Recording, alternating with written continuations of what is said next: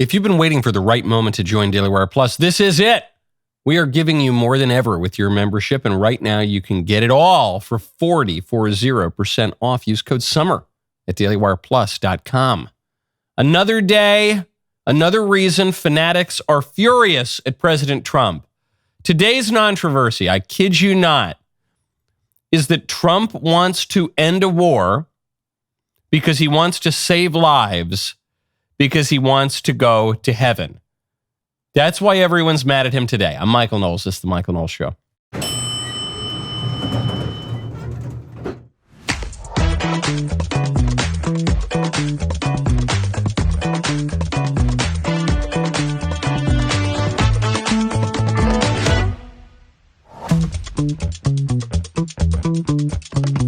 Welcome back to the show. Gavin Newsom wants to distinguish himself among the field of mediocrities in the Democrat 2028 presidential primary, and he is doing so by attempting to roast Trump on social media. Some people are getting a kick out of it.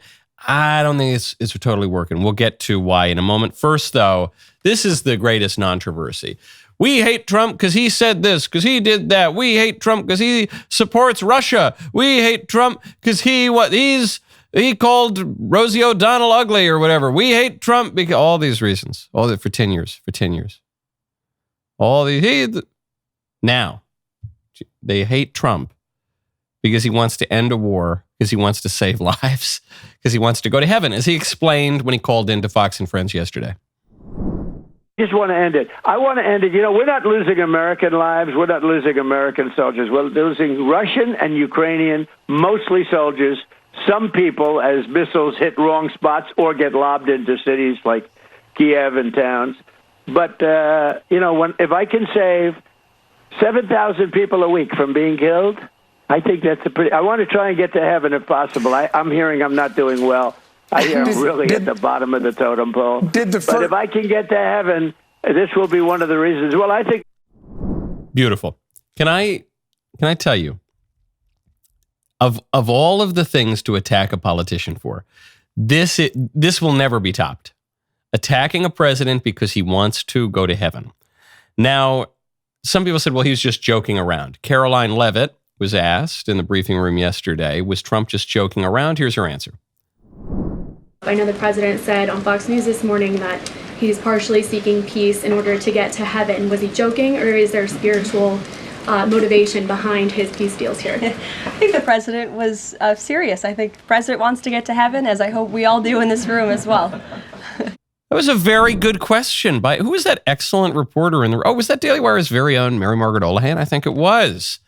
There are two groups attacking him for this, and both attacks are really funny.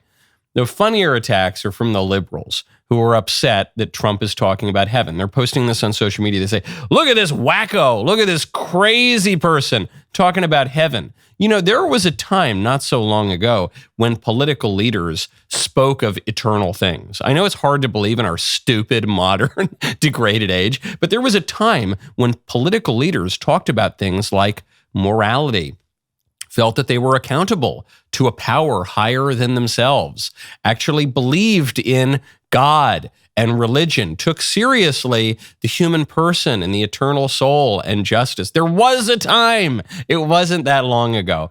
That's what Trump is doing a little bit here. When political calculations were not merely based on temporal, personal self-interest, but actually included things like considering the commandments, considered the Sermon on the Mount, blessed are the peacemakers. There was a time when such a thing existed. The other group that is attacking Trump is extreme Protestants.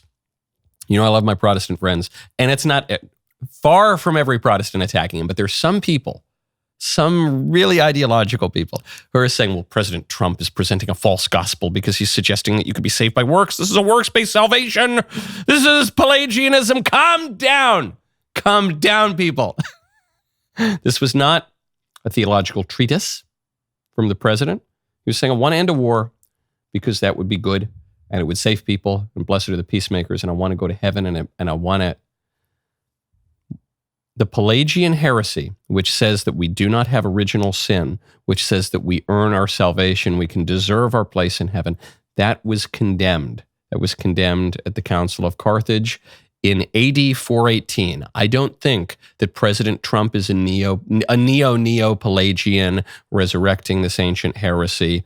I think that President Trump is expressing a pretty basic, broadly Christian intuition, because there are three parts to what he says there. He says, I want to end the war and save lives because I want to go to heaven, because I don't think I'm top of the list for getting into heaven. And that last part is the one that no one's talking about. But that's the most important part, because that's the expression of humility. There we have the beginning of wisdom. He is saying, I don't deserve to go to heaven. Do you get it? I think I'm the bottom of the totem pole. And I've said this for years, I've said Trump is a humble guy, and none of you get it because none of you know comedy and you don't know how to talk like a New Yorker. And so when the libs would say, he's so arrogant, he's so narcissistic, he's so prideful, I said, I actually think there's a kind of humility to him. Like when he was asked if he was going to have a beer in Ireland or beer on St. Patrick's Day. He said, no, I don't drink beer. I'm probably the only president ever who doesn't drink beer. It's the only good thing you can say about me. Can you imagine if I drank, I'd be the worst? That's an expression of humility. That's a self-deprecating joke. Here he says, look, I want to save lives. Why do I want to save lives? Just because it's in the American interest? No, it's actually not necessarily in the American interest to save lives. That's the part he's the liberal grand strategists who have been talking about how important it is to keep the Ukraine war going. People like Joe Biden, people like Mitt Romney, who've said, well, this is a great way to degrade the Russian military and we don't have to sacrifice any American lives to do it. This is great. Keep the war going forever. They are articulating the grand strategy that keeping this meat grinder moving in Ukraine serves the American interest. And Trump says, yeah, but 7,000 people a week are dying. I don't want that. Why don't you want that? Isn't that good for the American? I don't want that because I want to go to heaven. That's why. You think you earn your salvation? You think you deserve a place in heaven? No, I don't. I think I don't deserve to go to heaven. I think that I'm the bottom of the totem pole now. And I think that if I can, in my power, do any good whatsoever and cooperate with what I think God is demanding of me, I think it might help. That's a very Christian point of view, folks. Not to sound like a preacher here, like a Bible thumper, but I am recalling a verse. I think it's James 2:24, which is, man is justified by works and not by faith alone. Do we forget that? The phrase faith alone appears exactly one time in the Bible, and it's in James 2:24, and it says a man is justified by works and not by faith alone. Now, this is a little bit confusing, of course, because we don't earn our salvation, and Pelagianism is heretical. And the initial justification that comes to us is purely from God. We do absolutely nothing to earn that. But that's not the whole story, because then we are called on to cooperate with God's grace. James goes on to tell us that faith without works is dead.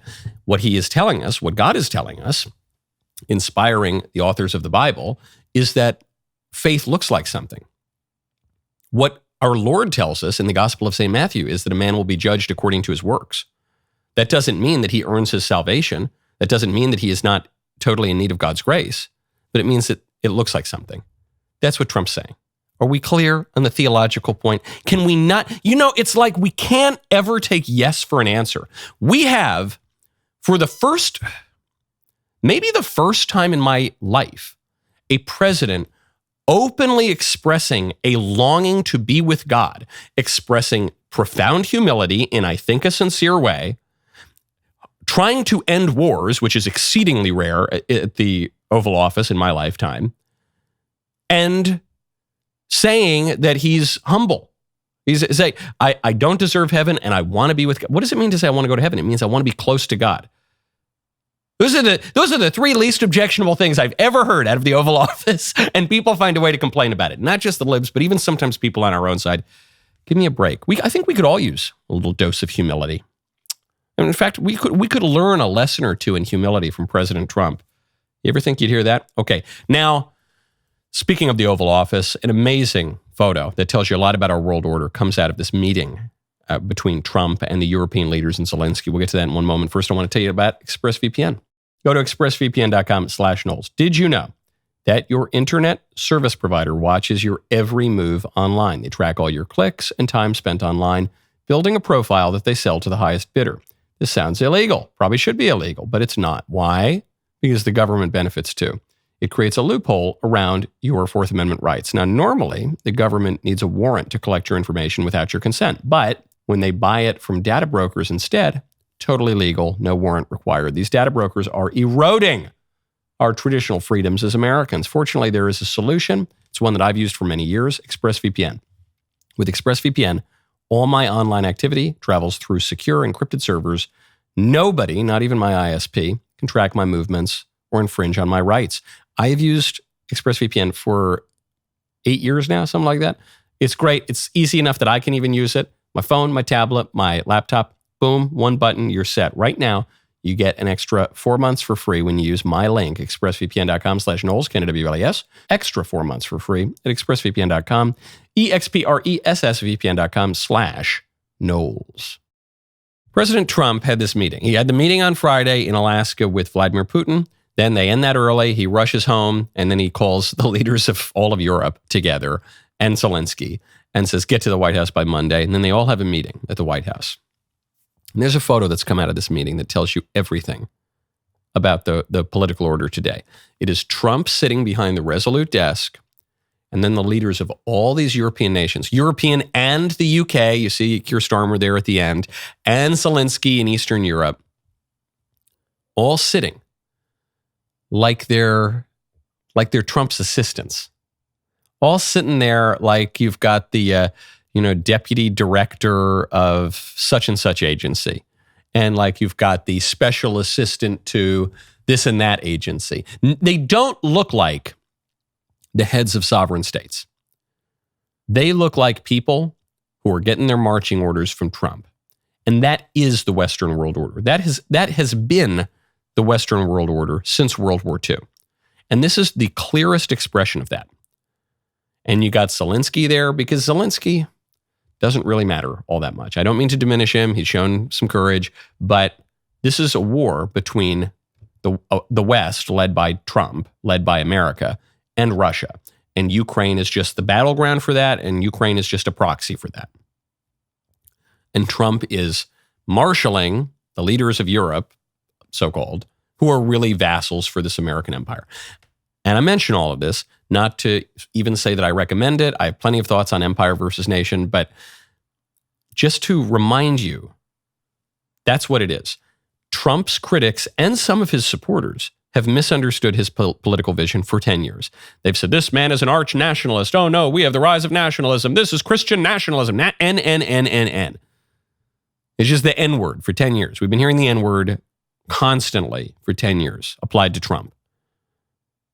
But he's not the N word. Trump is not an N word. He's not a nationalist. He's an imperialist.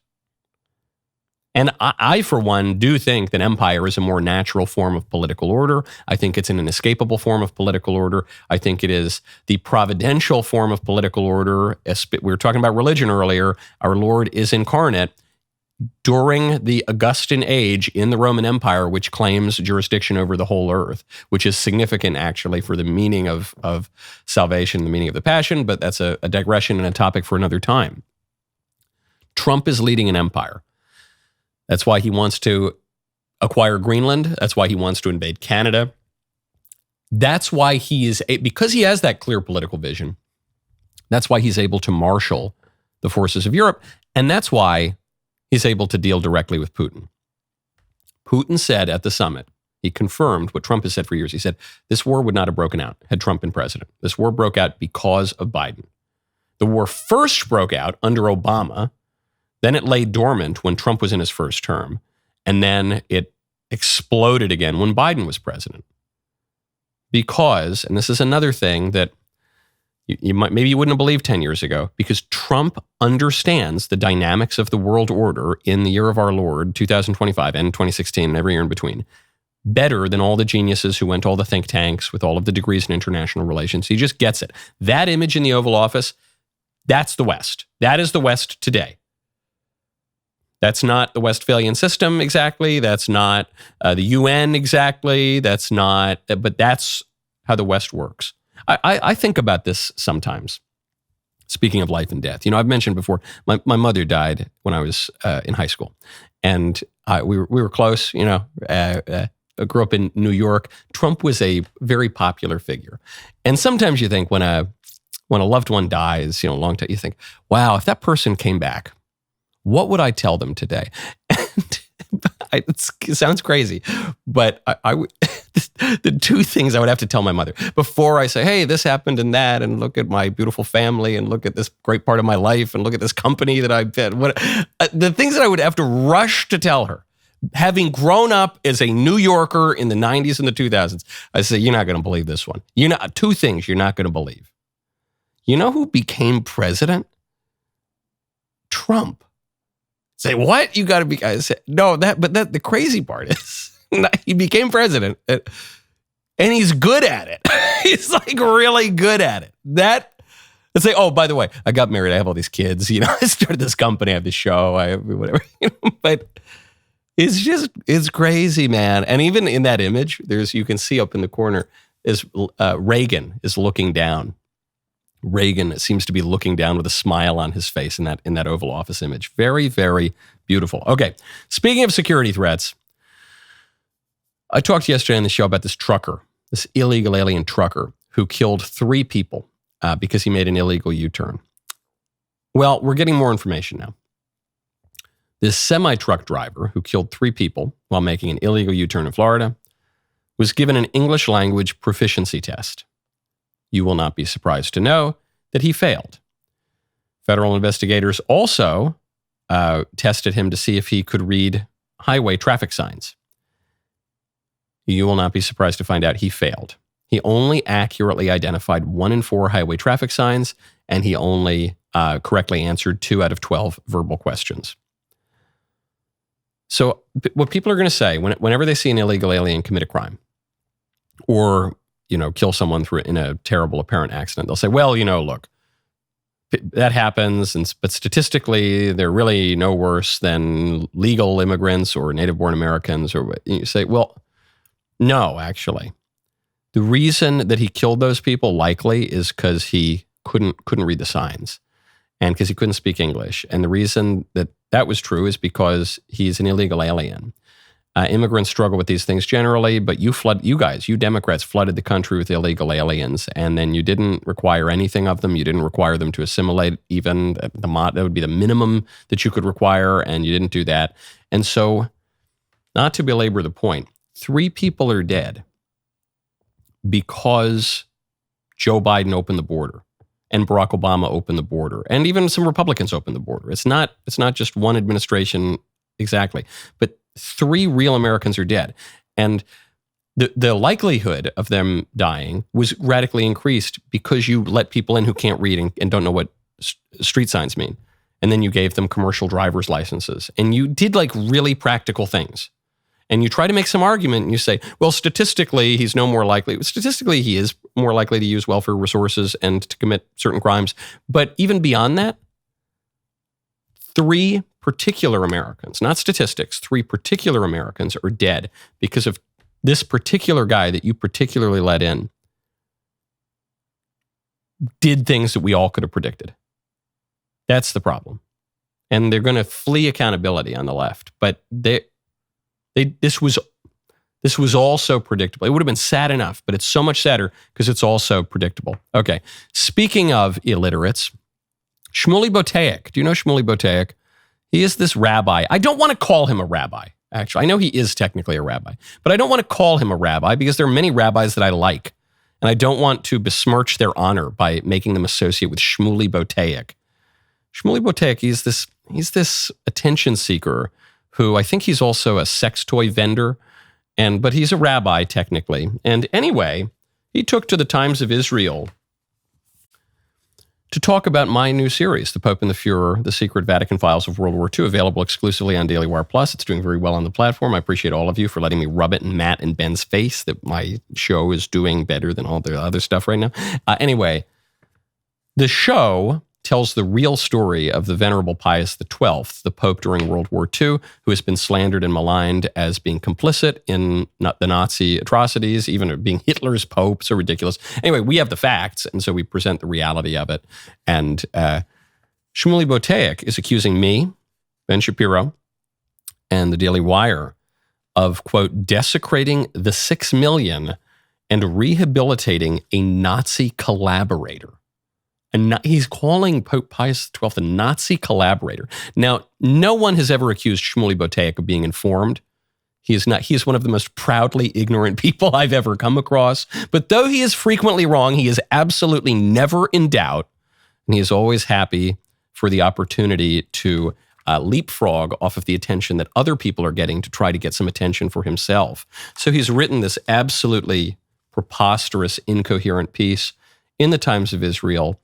I'm just going to throw out a few facts here about this Nazi collaborator, supposed Nazi collaborator, Pope Pius XII. Hitler wrote to Francisco Franco and said that Pope Pius XII was his personal enemy. De Fuhrer says that the Pope was his personal enemy. That's one fact.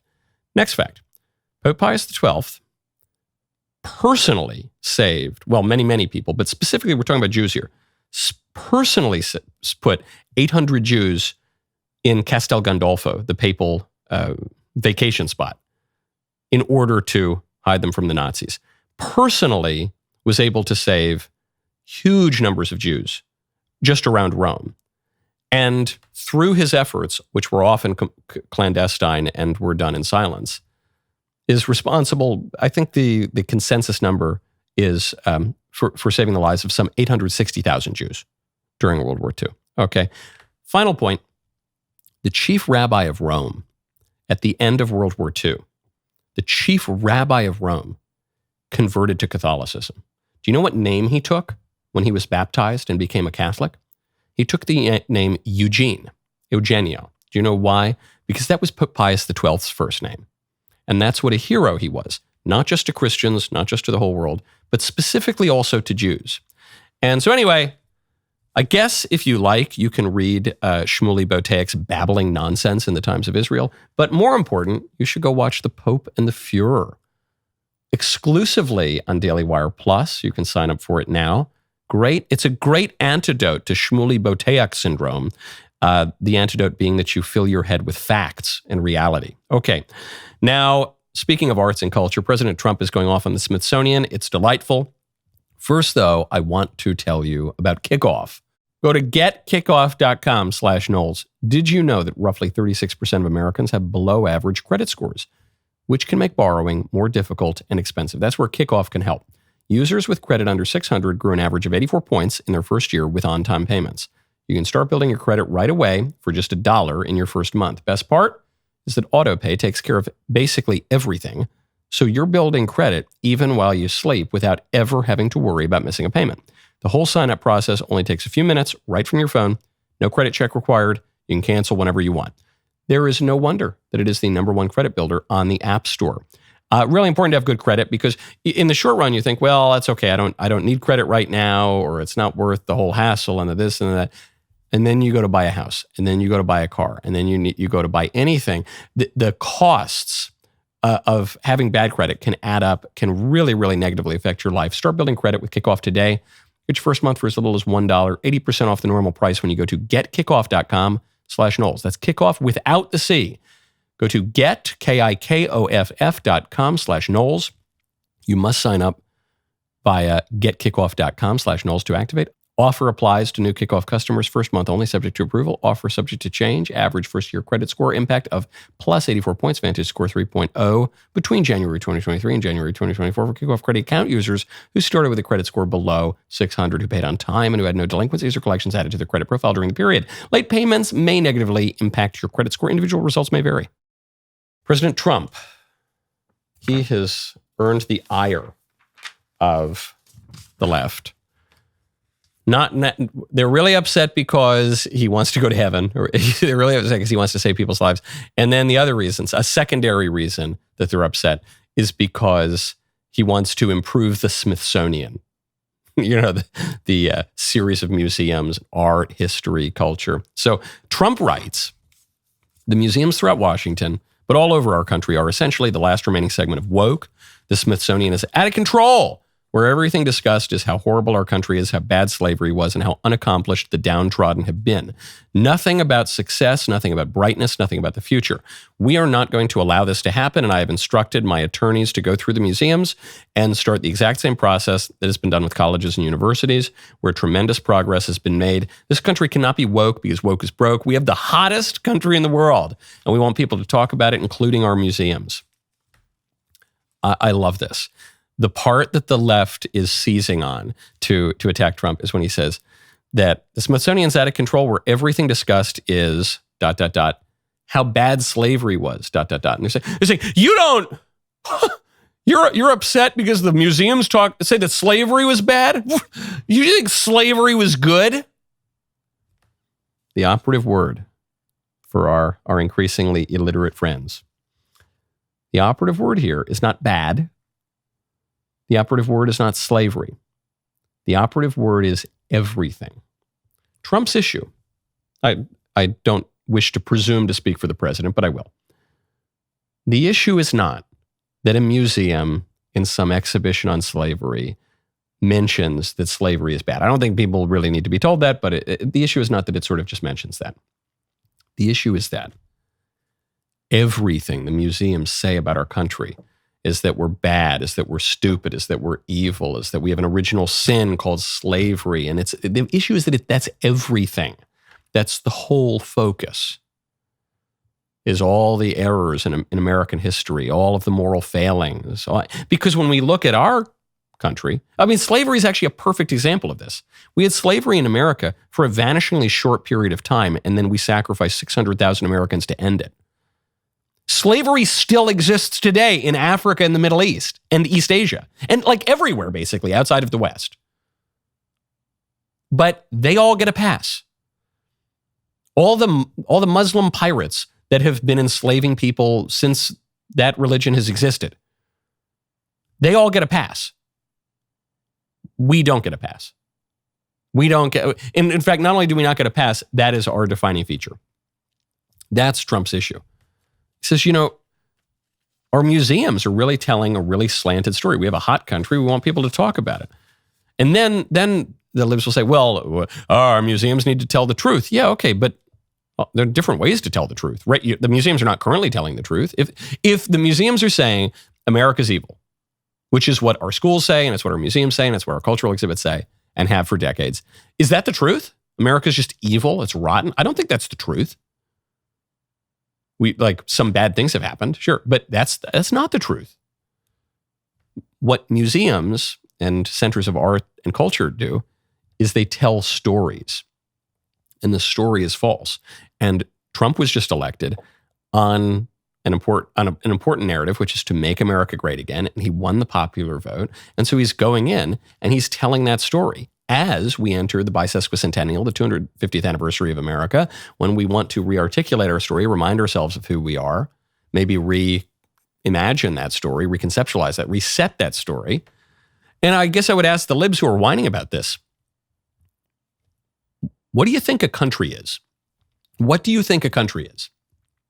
Some people are asking this question. What is America? That's the question of 2026. What is America? Well, any country is its people, its ethnic makeup of its people, its cultural makeup, its religious makeup of its people, beyond its people, its geography, beyond its geography, its resources, and its narrative, its stories. Go back to Rome. The Aeneid is the story of Rome. And it's a story that Virgil wrote for Augustus, for the Augustan age, to reimagine, as Rome was rapidly changing, to tell a story of Rome that would then give Rome an identity. And the left knows this, which is why the left has sought to demoralize us, communists during the Cold War, speaking of Russia, and then our own internal enemies have sought to demoralize us for decades and say the story of our country is we suck. And Trump is saying, we don't. Yes, there's bad stuff. We're humble. We don't deserve heaven. but we would like to be there. We want to do good things. We want to end wars. We want to save lives. We want to be a shining city on a hill. We want to be with God. We want to go to heaven. We want to do that stuff. Let's tell that story. That's what he's saying. He's completely right about it. Completely right. Now, speaking of a changing cultural landscape, where's my champagne? Where is my champagne? I didn't ask for any of the producers, but I'll yell at them anyway. Because MSNBC, the liberal cable channel, the openly liberal cable channel, CNN, pretends to be neutral. Fox is right wing. MSNBC is the openly liberal cable channel. And it is no more. Pour one out. There is no more MSNBC. It's done. They are rebranding. It's MSNOW now. MSNOW stands for My Source News Opinion World. What? MSNOW. And why is this happening? Well, what the company is saying is it's because MSNBC was spun off of NBC Universal. And so, it just naturally, they were going to lose the NBC from their name. It's no big deal. It's going to remain largely the same. This is just a kind of clerical issue. My BS detector is going off. It's actually flying off the upper limit because MSNBC has already undergone structural and investment change. What is MSNBC? When MSNBC started, it was a partnership between NBC and Microsoft. That's where the MS comes from. Even the MSN, Microsoft News, and then NBC. And so you had MSN and NBC. People don't even remember MSN. But then they merged together and you get MSNBC. Okay. Then Microsoft pulled out in 2005. Mostly pulled out in 2005, was completely out by 2012. But MSNBC kept its name. Microsoft remained a company. Microsoft was totally out of this network. MSN was done. But it kept the name. There was no fear of brand confusion at the time. Why did it keep the name? Because at that time, the network was strong. At that time, some people liked the network. MSNBC could have been spun off of NBC Universal and kept the name MSNBC, just like it kept the MS and the MSN in 05 and 12. It could have done that if the brand were not completely toxic. Don't let them gaslight you on this. Changing the name is not primarily because of some corporate spin-off and it's no longer associated with NBC Universal. This is a great sign of the times. MSNBC is simply a toxic brand. The Joy Reids of the world and the Chris Hayeses of the world and the Al Sharptons of the world and even a touch the Rachel Maddows of the world, though I have a great deal of sympathy for my doppelganger. That is... Professor, did you bring me?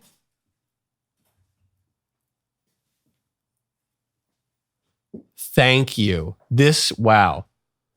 We are such an absolutely decadent company that we just keep tiny little bottles of, it's not quite champagne, but it's decent Prosecco, just on site. What do I turn it? Are we pouring one out for my doppelganger, Rachel Maddow? We pouring one out for MSNBC?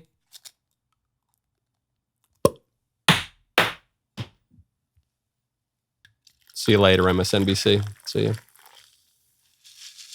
It's MS Now. Man, drinking at 9 a.m. Central, that's aggressive even for me. Folks, do you know what the number one piece of content, all content, on the Daily Wire Plus app and dailywire.com is this week? The number one of anything. I'll tell you what, it's not Ben Shapiro's latest series. It's not one of Matt Walsh's blockbuster movies. It is, in fact, my docuseries on Pope Pius XII. It's called The Pope and the Fuhrer, The Secret Vatican Files of World War II. I so love that a 20th century Pope is the top content on Daily Wire, beating all the other guys. Now I have a personal request. Immediately after today's show, I implore every single one of you to go watch episodes 1 and 2. Why? Because I want to beat Shapiro and Walsh at their own game.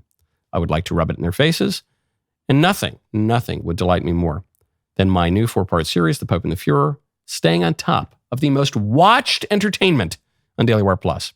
Also, this is a very important historical piece, so become a member right now. Daily Wire Plus. Join this noble cause. My favorite comment yesterday is from, it's kind of nice, little mimosa in the morning. My favorite comment is from Samantha Ross in 4216. It says, Junior Prom Michael Knowles looks like he should be singing, shoo up, shoo wada wada, yibbity boom da boom. Oh, shoo up, shoo wada wada, yibbity. I couldn't tell if initially that was an Italian joke, like, hey, bibbity bobbity bibbity boom. Or, okay, it was, I didn't know if it was like shaboom, shaboom, yada, yada. No, it's a Greece joke. I looked like I was in Greece. I did. I definitely looked a little more greaser when I was a kid. Leaned a little bit more into the Italian side. The WASP sartorial inclinations took over a little bit later. Okay. Speaking of toxic brands, Gavin Newsom. Gavin Newsom really, really wants to be the Democrat nominee for president in 2028. And he's right now looking at a wide field, but a shallow field. So you got your Kamalas. Kamala ain't going nowhere.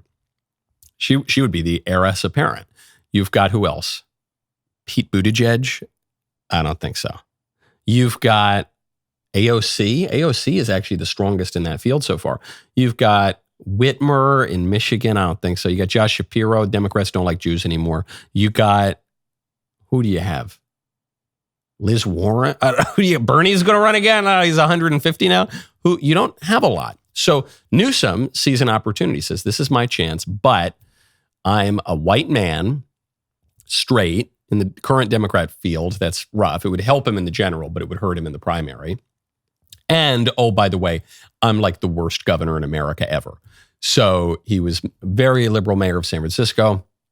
He's a totally failed governor of California, let LA burn to the ground on his watch because of his policies. So he's got an issue.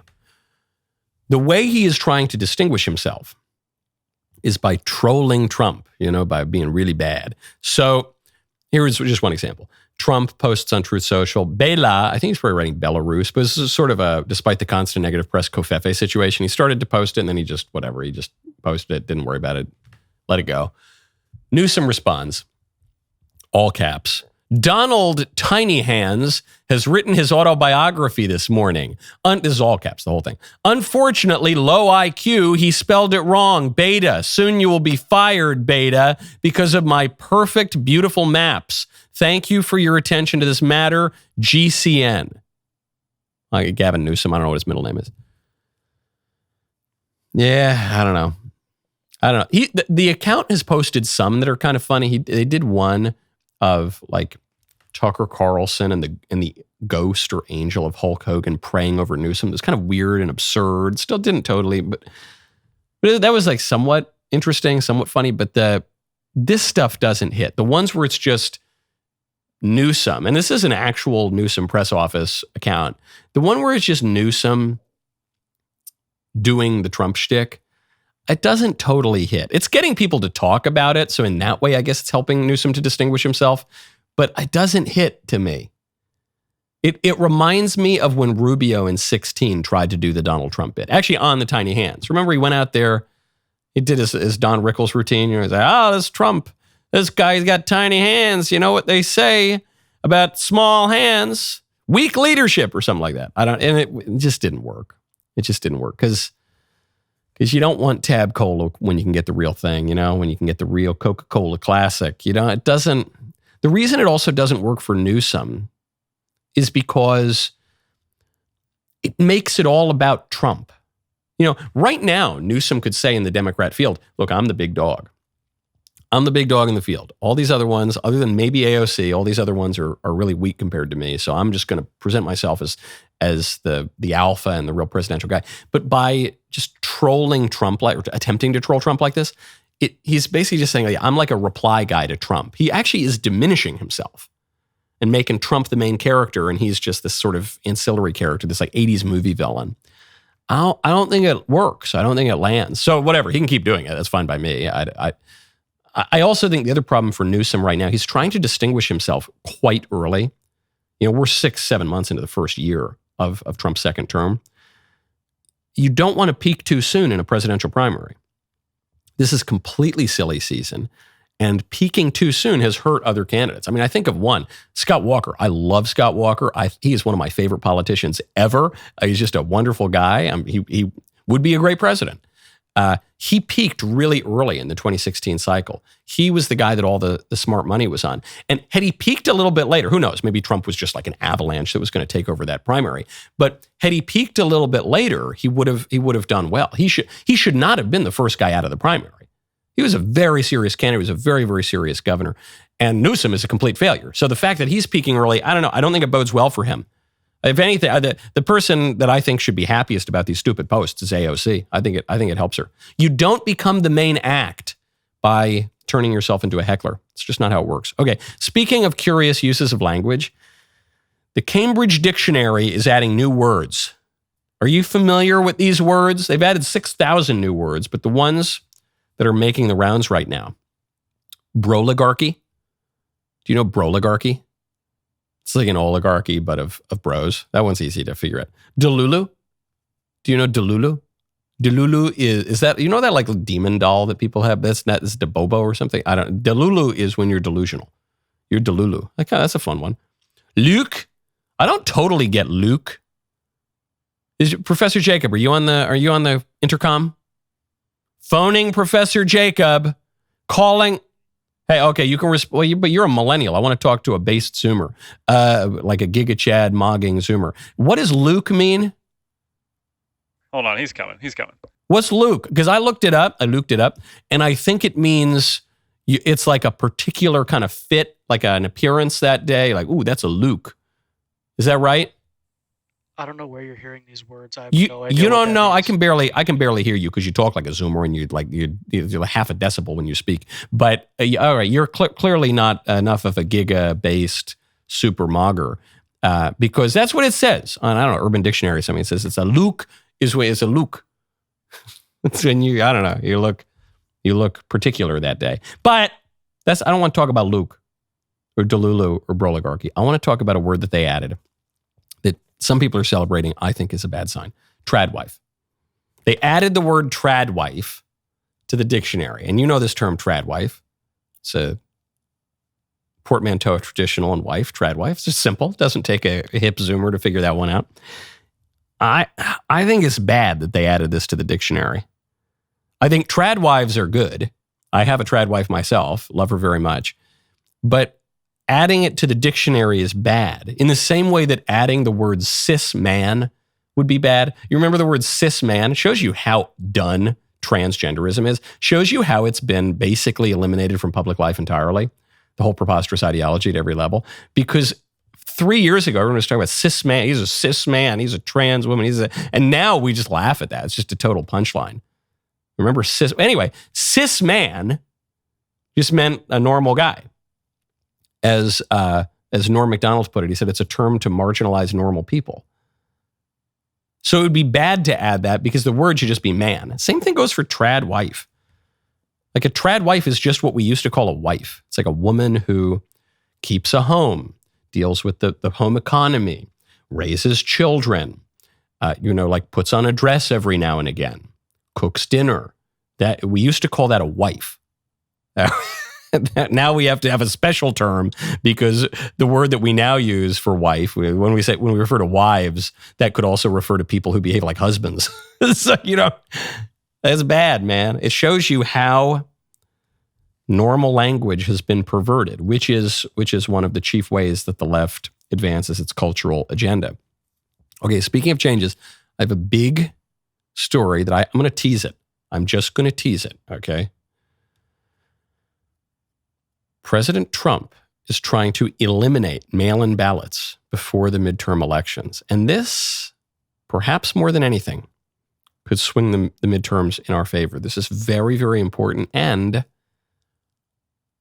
I think it's possible. We'll get to that tomorrow, though. Some people are saying, he can't do that. That's impossible. He doesn't have the authority. Wait. They got to open their imagination. I think it is possible. But I won't tell you how yet, because that's a tease. And today's Woke Wednesday. The rest of the show continues now. You do not want to miss it. Become a member. Use code Knowles, Canada, BLES at checkout for 2 months free on all annual plans.